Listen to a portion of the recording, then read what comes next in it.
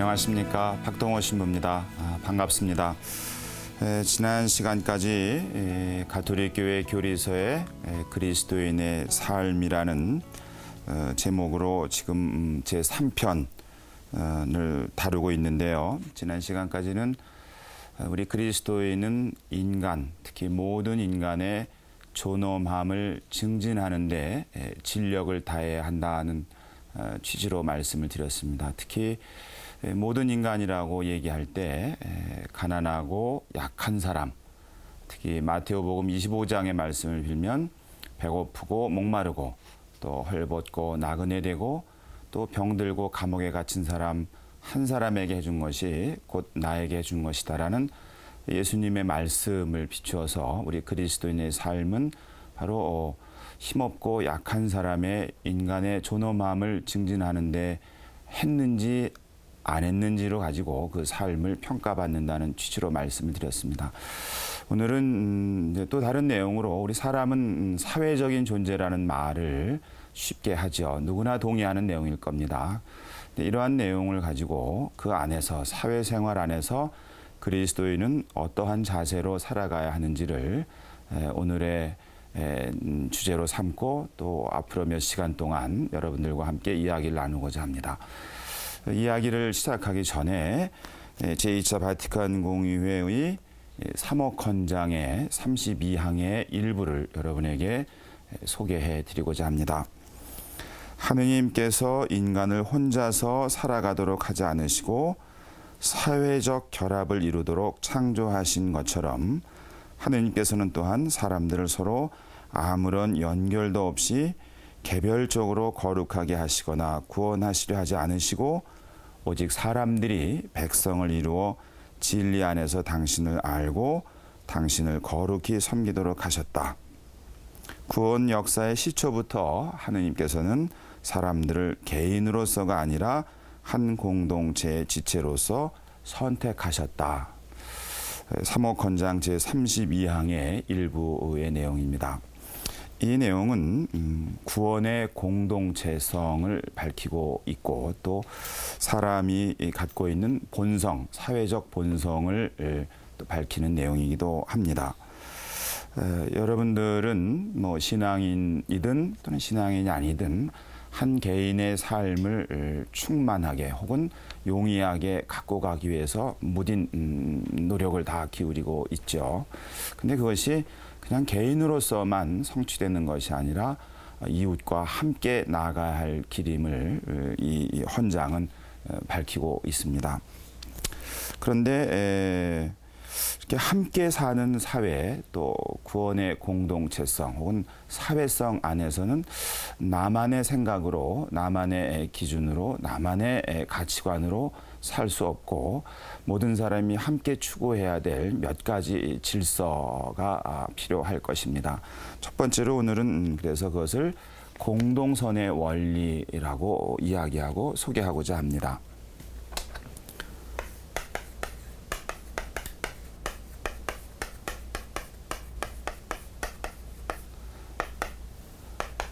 편히 말씀드리면 모든 사람은 한 사회 안에서 한 국가 안에서 또 최근에는 이제 세계화 시대의 전 지구 차원에서 그 모든 사람의 공동선을 추구하는데 진력을 다해야 한다. 그것이 의무이기도 하고 책임이기도 하다. 이렇게 간단하게 요약할 수 있습니다. 근데 우리가 좀 생각을 해볼 수 있는 게 이 이 선이라는 것과 이 경제적 이익, 최근에는 이 경제적 이익을 좀 쉽게 같은 것으로 이렇게 보려는 그 경향을 만나게 됩니다. 우리에게 경제적인 이익이 되는 것이라면 선하고 또 그렇지 않은 것은 불이익을 주는 것은 악하다라는, 그러나 이것은 말씀드리는 것처럼 경제적인 이익과 불이익의 문제고 선과 악은 윤리의 문제입니다. 서로 절대로 같을 수가 없습니다. 경제적인 이익이 때로는 악일 수도 있습니다.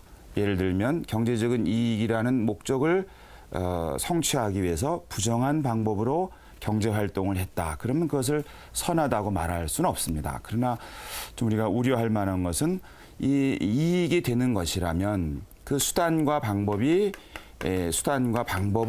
가리지 않고 무슨 수를 써서라도 이익을 보아야 한다는 그런 그 사회적인 분위기가 자리를 잡게 되면 이 선과 악의 경계가 모호해지고, 그렇게 되면은 사람이 사는 사회라기보다는 그 약육강식의 동물의 세계로 변질되는 것이라고도 말할 수 있을 겁니다. 첫째로는 그 경제적인 이익이 반드시 선한 것만은 아니다. 때로는 경제적인 이익이 악할 수도 있다라는 것을 먼저 말씀드립니다.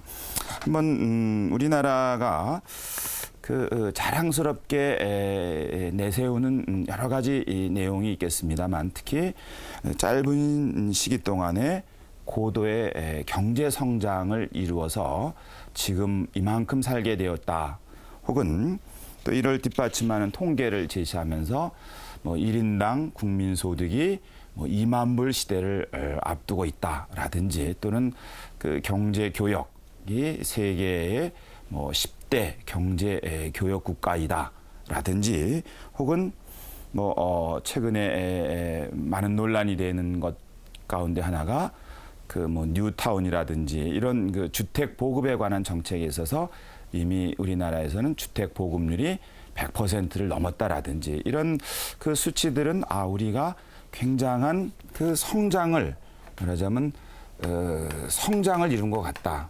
그리고 성장이 우리에게 선한 것이다.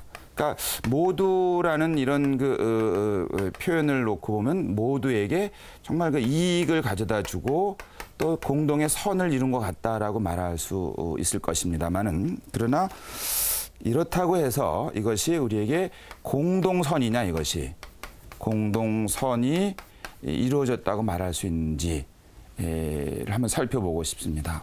왜냐하면 이 공동선이라는 것은 말씀드린 것처럼 이익하고 항상 첫째로는 같은 것이 아닐 수 있다. 때로는 이 공동 모두의 이익이라고 이름한 것들이 누군가에게는 이게 쉽게 표현하면 그림의 떡일 수도 있습니다. 떡은 떡인데 누군가에게는 전혀 의미가 없는 그런 성장일 수 있다는 얘기겠죠. 만약에 이런 것만 가지고 얘기를 하게 되면은, 요까지만 얘기를 하게 되면 혹시 좀 표현이 좀 어렵습니다만은, 최대 다수의 최대 행복이라는 그 모토를 갖고 있는, 이제 이것을 공리주의라고 얘기를 합니다. 공리주의의 모토라고 얘기를 하는데, 근데 이 최대 다수의 최대 행복이라는 이 산술적으로 최대 다수, 최대 행복이라는 데서 누군가에게 이것이 그림의 떡이라면은, 이것은 공동선이 증진됐다기보다는 공동의 이익, 그리고 그 공동의 이익은 공동의 이익보다는 오히려 차라리 전체 이익의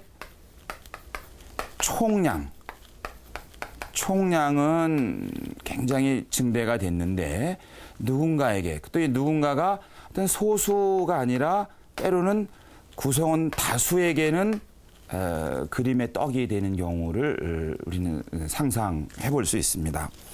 말하자면 모든 사람의 공동선이라는 것은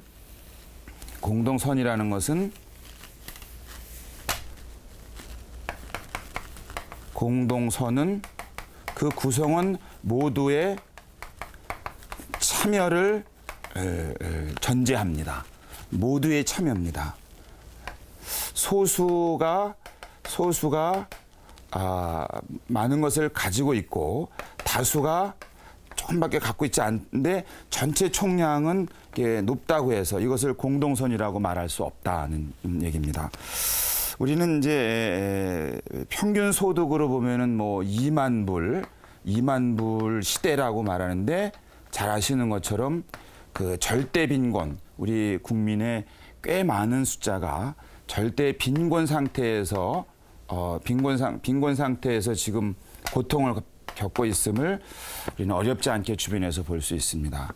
또는 그렇게 잘 살게 된 세상인데 세계 경제 교역 뭐 10대 강국이라고 얘기를 하는데 그 상위 20%하고 하위 20% 사이의 이 격차, 말하자면 그 빈부 격차라는 것은 오히려 더 커지고 있다.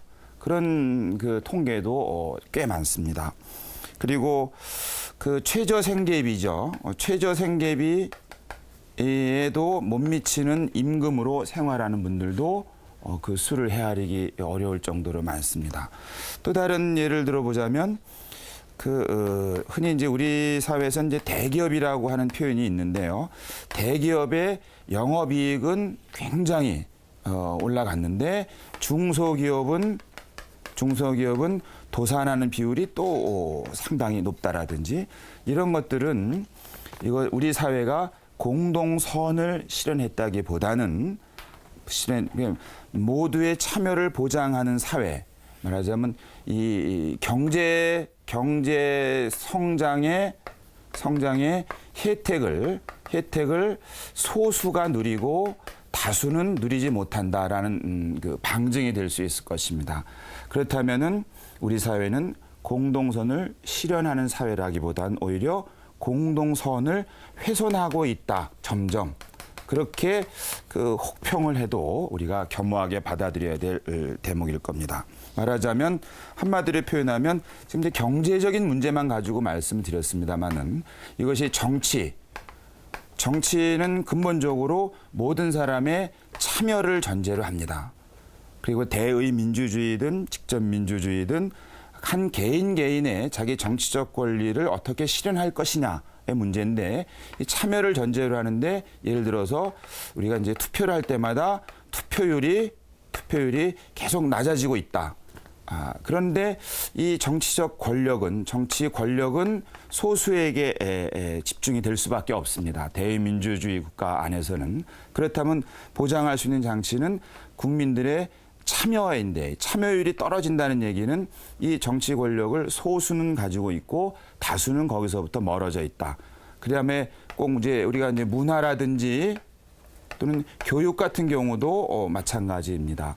공동선이라는 것은 그래서 기본적으로 모두의 참여를 전제로 하고 있다. 이 참여라는 것을 다른 표현으로 말하면 불균형을 가능하면 줄이는 것을 말한다. 이렇게 얘기할 수 있을 겁니다. 꼭 총량이 예를 들어서 불균형을 최소화하고 총량을 최대화한다면 그것은 공동선에 가까운 모습이라고 말할 수 있을 겁니다.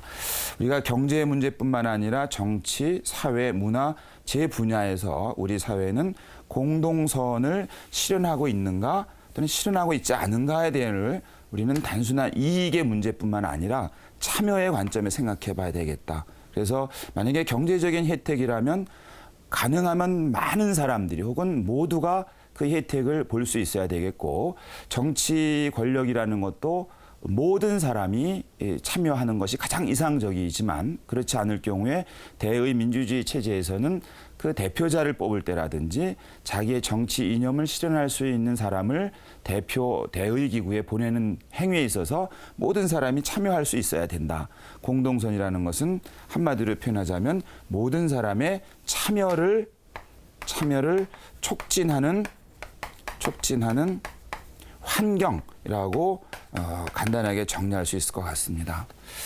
그림의 떡이 돼서는 안 된다는 얘기죠. 아무리 정치적으로 선진화됐다 하더라도 그 구성원인 사람들에게 남의 일이 돼서는 안 되고 아무리 경제적인 성장을 이뤘다 하더라도 그 구성원에게 그림의 떡이 돼서는 안 되고 아무리 교육적 혜택이 모든 사람에게 돌아간 것처럼 제도적으로 보장했다 하더라도 실제로 모든 구성원이 그 교육적 혜택에 참여할 수 있어야 된다. 첫째로 우리는 공동선을 얘기하면서 바로 모두의 참여를 촉진하는 참여의 촉진을 우리는 살펴볼 수가 있습니다. 세 번째로 공동선은 인권하고 분명히 관계를 맺습니다. 무슨 얘기냐면 공동선을 아주 구체적으로 정의한 것은 한 개인이 자기 완성을 보다 용이하게 그다음에 보다 충만하게 충만하게 실현할 수 있게 하는 사회 생활 조건의 총화, 이렇게 그 개념을 정리합니다. 말이 참 어려운데요. 여기서 자기완성이란 말은 우리가 앞 시간에 배운 존엄함입니다. 인간의 존엄함을 말합니다.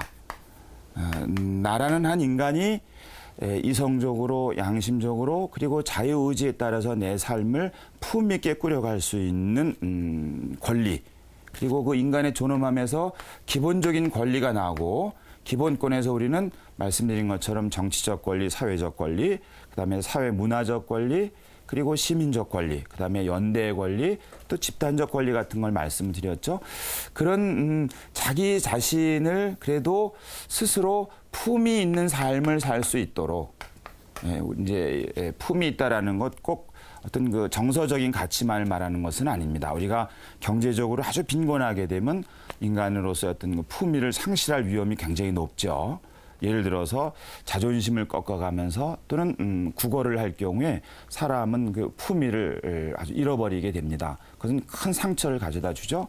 또는 문화적으로도 내가 누리고 싶은 어떤 문화적 욕구를 내가 충족하지 못할 때는 그 정서적인 메마름 같은 것이 또 자신의 삶의 품격을 떨어뜨립니다. 또는 정치적으로도 내 삶을 주체적으로 꾸려가지 못할 경우에도 우리는 그 비굴함이라든지 수치라든지 하는 속에서 괴로워합니다. 그러니까 품이라는 것은 꼭 경제적인 어떤 그 겉모습만 가지고 이야기하는 것은 아닙니다.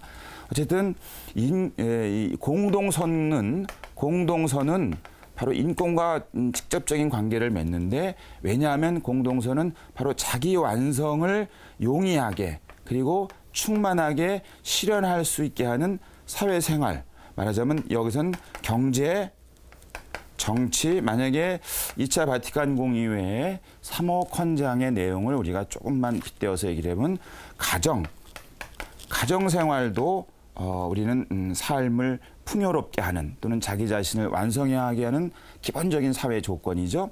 그다음에 경제, 정치, 혹은 사회, 혹은 문화, 요즘에 그 세계화 시대에는 그 세계 질서, 국제 공동체겠죠. 이런 환경들이, 이런 삶의 환경들이 나라는 한 개인, 한 인간을 품위 있게 살게 하도록 그런 조건이 잘 갖춰진 상태를, 총화를 우리는 공동선이라고 말하기 때문에 공동선은 필연적으로 인권과 관련을 맺을 수밖에 없습니다. 그러니까 공동선을 증진한다는 말은 인권을 증진한다는 말에 또 그 이어가는, 같이 붙어 다니는 표현이라고 할 수 있습니다. 제가 본당에서 우리 교우들하고 이제 이야기할 때 이 공동선과 공동선에 관련해서 비유를 드는 게 있는데요. 공동선과 인권을 얘기를 하는데, 제가 사는 곳에 주변에는 그 강변이 있습니다.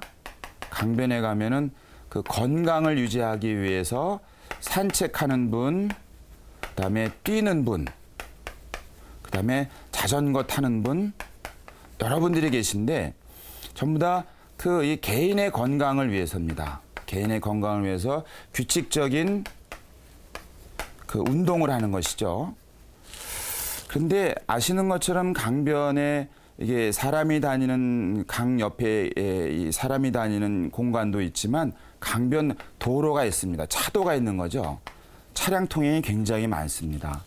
그러니까 여기서 산책하시는 분이나 뛰시는 분이나 자전거 타시는 분들이 거의 대부분 마스크를 쓰고 있습니다. 근데 마스크를 왜 쓰셨을까요? 아마 이 강변, 차도에서 나오는 혹은 이 공기겠죠. 공기가 내 코를 들어가서 내 폐로 들어가면 오히려 건강을 해칠 것이다, 이렇게 생각하셔서 마스크를 썼겠죠.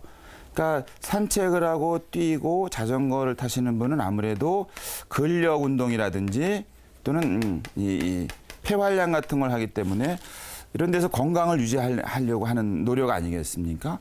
그러면 이것만 해서는 안 된다는 것이죠.